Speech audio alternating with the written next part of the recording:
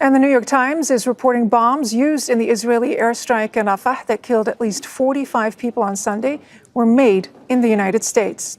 The report says weapons experts reviewed visual evidence from debris at the location.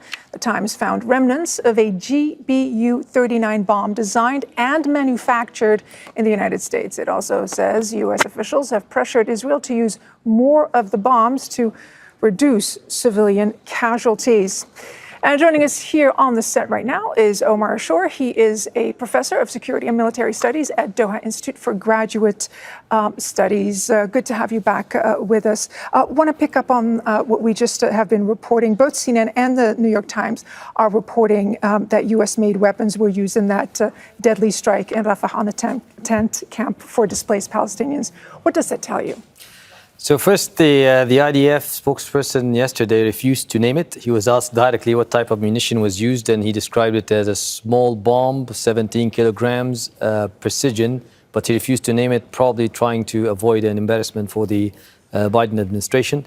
But now we at least have an idea of it.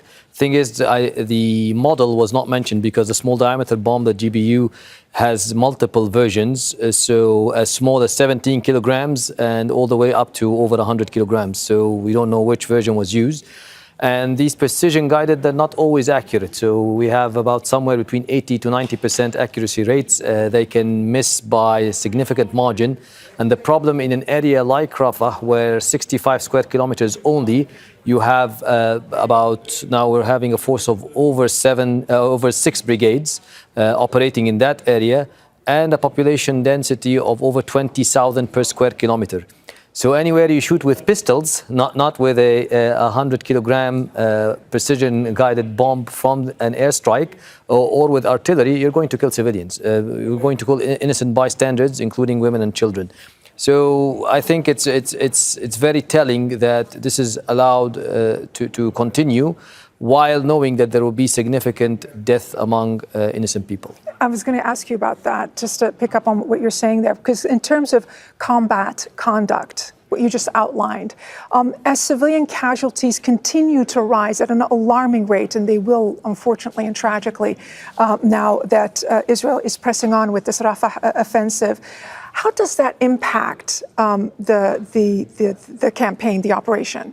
So the campaign, I think the ultimate objective seems to me that there is no strategic objective. It's more of an operational level type of objective. It will West Bank Rafah, if you wish. So it will divide Rafah, or divide actually West Bank Gaza. So it will divide Gaza into multiple pockets via dissecting it into north and south. Netzarim corridor now that is manned by 2 brigades is dividing it into north and south. There will be also another corridor, this is east-west, parallel to the Salah ad-Din road, also will be manned, and you will have strong points and positions there, from which there is some of the brigades that will be almost permanently based there in rotations will conduct raids, like the one we see in Jabalia, like the ones we see now in the North Gulf of Gaza.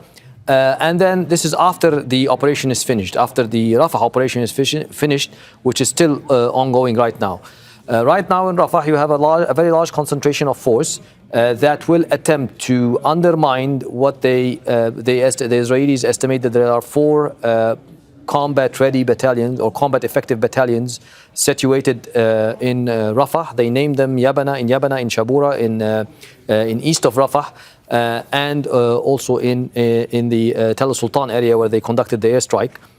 So they will attempt to undermine and degrade these battalions, and will try to get some of the hostages out from Rafah. So this is their objective at the moment. But I think the long-term objective will be creating very small pockets in Gaza without even a Palestinian authority, so without the Hamas authority, and then attempt to run the show at that long term.